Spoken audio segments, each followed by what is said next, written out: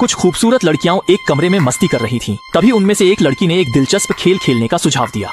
उसकी बातचीत के बाद वह लड़की जमीन पर बैठ गई और सांस रोकने लगी। जब वह उठी तो उसने अपनी सहेली को इशारा किया कि वह उसकी गर्दन दबा दे। छोटी हुआ के लगातार पूरी ताकत लगाने पर लड़की बेहोश हो गई क्योंकि उसे झटका लगा था।